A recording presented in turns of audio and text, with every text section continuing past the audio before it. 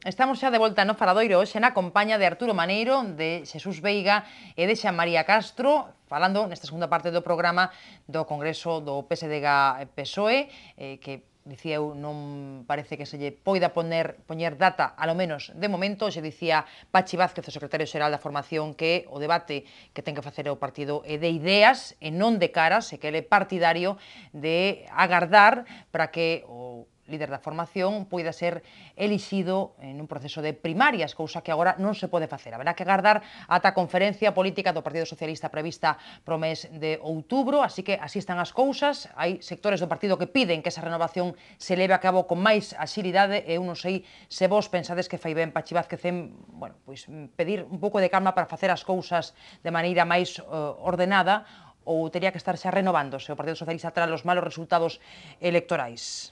Quen Eu creo empeza? que A ver, Arturo. calma ten tempo para ter calma. O que si é certo é que moita xente lle está pedindo, e me parece que é lóxico, que agora é o momento de poder facer cambios radicais ou facer cambios de persoas, porque logo ten moito tempo por diante para irse afianzando un novo líder.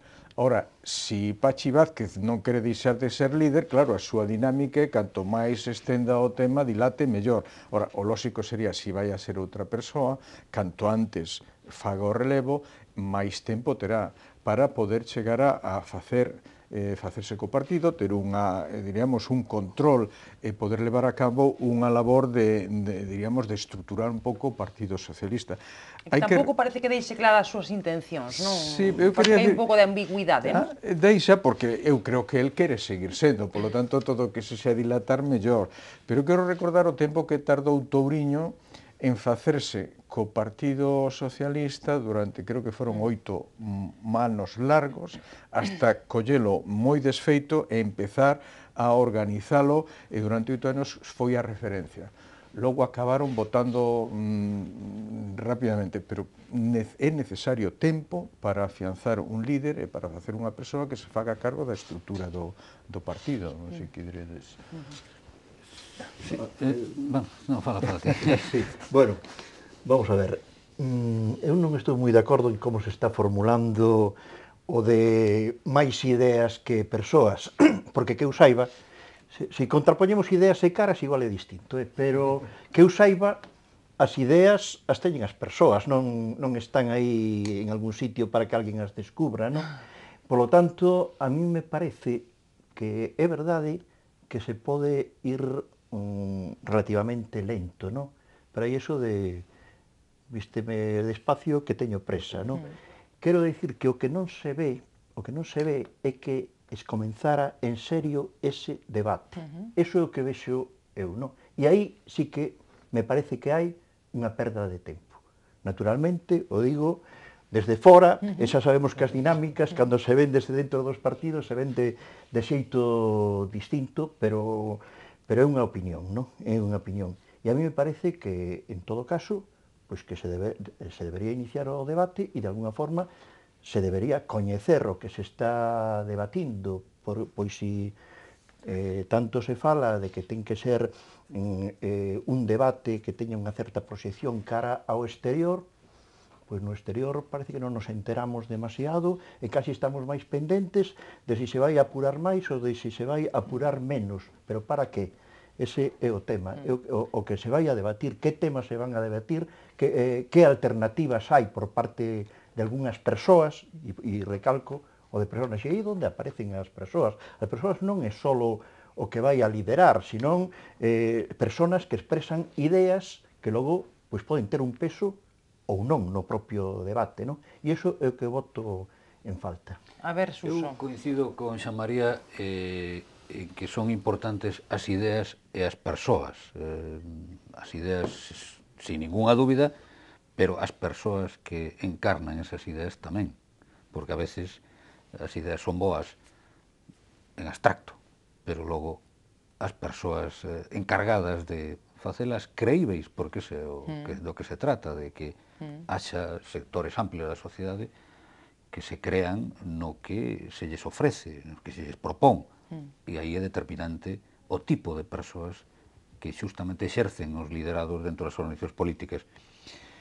Por tanto, aquí, no caso do Partido Socialista, claro, a mí me convencería máis, ou daríame crédito, que alguén como Pachi Vázquez dixera que se necesita tempo, si él tivera practicado a mesma máxima, a mesma lógica, no ano 2009, con Emilio Pérez Touriño.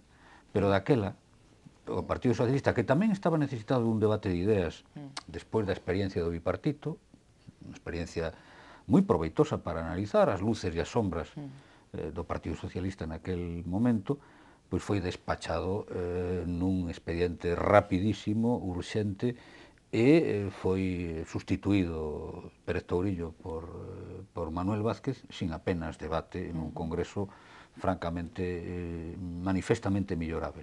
Entón, agora é constatável que dentro do Partido Socialista hai división. Distintos...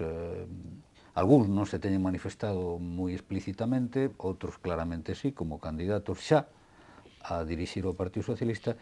E eu creo que aquí en Galicia ten un problema engadido o Partido Socialista, que relación debe manter, que cadencia no debate debe ter a respecto do que ocorre a nivel do Estado. Porque, claro, o Partido Socialista está levando tamén un debate a nivel estatal. E a min non me convence o punto de vista que emiten, entre outros, o propio Pachi Vázquez, dicindo que agardemos o que se decida na conferencia prevista para outono a nivel de todo o PSOE, para logo nós aquí falar e decidir. Bueno, a mí non me convence, non sei por que non se poden facer as dúas cousas ao mesmo tempo, a menos que chegáramos a aquilo que se decía do famoso presidente norteamericano, que era incapaz de andar en mascar chicle. No, espero que isto non sexa unha metáfora da situación, que non o creo, polo menos de amplio sector do Partido Socialista. Creo que está claro que unha das cousas que está revisando actualmente o PSOE a nivel nacional, diríamos, é que teñen que ser máis partido estatal, quer decir que creo que Pachi está tamén nesa dinámica, esperemos ao que fagan en Madrid centralmente e logo nós faremos de acordo con esa idea, porque o susto que se está dicindo agora é que o Partido Socialista Obrero Español perdeu moito o tema de español e, por tanto, que queren centralizar moito máis e ter moito máis esa idea de un conglomerado xeral de toda España. Pero fíxate ti, pero se me permites, polas noticias, porque non sabemos moi ben, de cara a esa conferencia,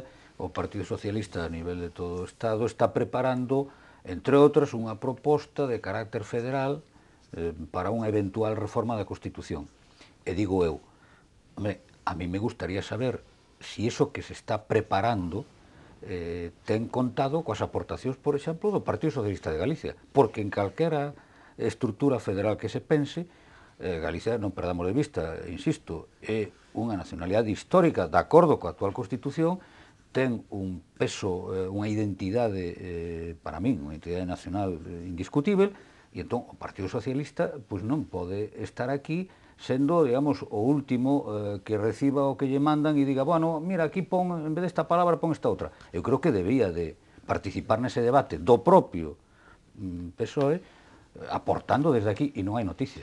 Non parece que eso estea ocurrindo, non parece. Eu teño a sensación de que se está dicindo hai que esperar a que o PSOE resolva a nivel estatal o das primarias para elexir o seu líder, pero me dá a impresión de que non é só para que resolva o do seu líder, senón que resolva todo, non? E aí incido no que di Suso. A mí me parece importante que si o Partido Socialista de Galicia pois ten unha opción que é ir hacia un Estado federal e que eso de alguna forma pois tamén ten que ter o seu reflexo no propio partido, que dé a súa opinión. Igual a súa opinión non é a que sale adiante, pero que a dé, non?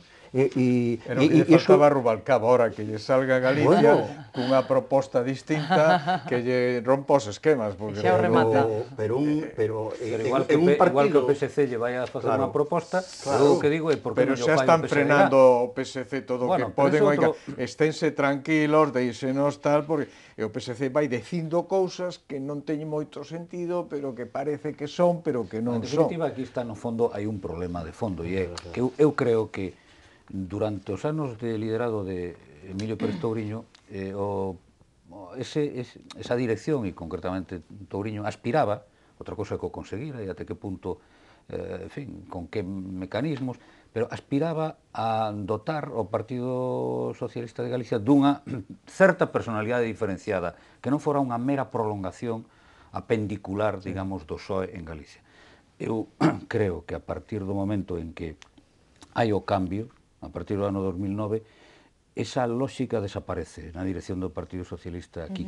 Eu creo que agora confórmanse con ser esa prolongación automática, mecánica, e eu, dende ese punto de vista, creo que é un paso atrás. Eu estou convencido que a dinámica do PSOE neste momento é ir a un partido moito máis forte desde o punto de vista estatal, é dicir, máis forte e que non teña tantas diferencias, porque é incontrolable, bastante. O faz un Partido Socialista Galego fora do PSOE, dentro dun plantexamento nacionalista, ou non pode ser unha especie de unha conexión débil con Madrid, ou formas parte da estrutura sólida, ou ti te aíslas e dices, bueno, pois eu fo un Partido Socialista Galego, nacionalista, e tal, pero non pode ser nacionalista e non nacionalista, nacionalista e centralista, nacionalista e federalista, en fin, que son cousas que non van ben, ou unha é unha cousa ou é outra, non? Non creas, pero se antes falábamos de Fraga, e que Fraga, por así decirlo, estirou hasta o límite o autonomismo, digamos, do Partido Popular, pregunto eu, por que non pode facer algo parecido, pero salvando as distancias sempre co Partido respetando Socialista? ao máximo o mema. Sí, pero eu creo que aquí ahora non se están estirando ao máximo, aquí ahora soltouse a goma, e claro, a goma volve ao tamaño mínimo reducido que sempre tivo. En cambio, eu digo que na época de Touriño estirouse algo, ou mellor debíase estirar máis, iso é, por suposto, cada quen pode ter a súa opinión, pero eu non falo de que a opción, a alternativa sexa constituir un PSG nacionalista, por suposto. Ese PSG existiu nos anos 70, presidido por Xosé Manuel Beiras, e era outra cousa, claro.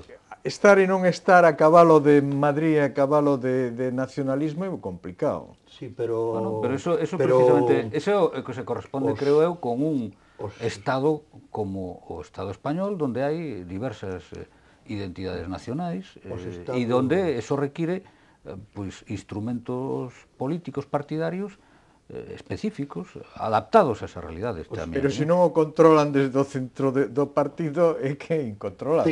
Ten que haber unha vertebración entre o centro e a periferia, porque eso é claro. Se hai un Estado, eso é evidente. Pero os Estados federais non son menos débiles que os Estados centralistas, e exemplos temos, desde Canadá hasta Alemania Federal ou Estados Unidos. Outra cousa é que cheguemos á idiosincrasia de que en España é todo somos ingobernables, estamos tal, cousa que eu non comparto en absoluto, non?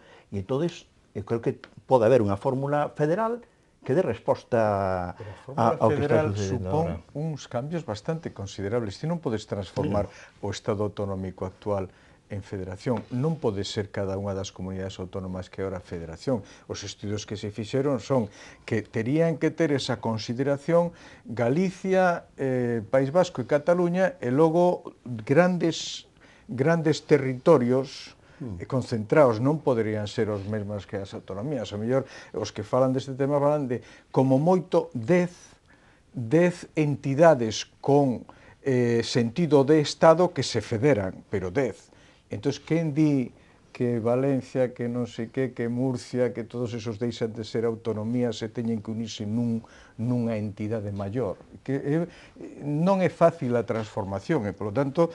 De todas, aquí non estamos falando tanto da estructuración dun Estado como do funcionamento dun partido.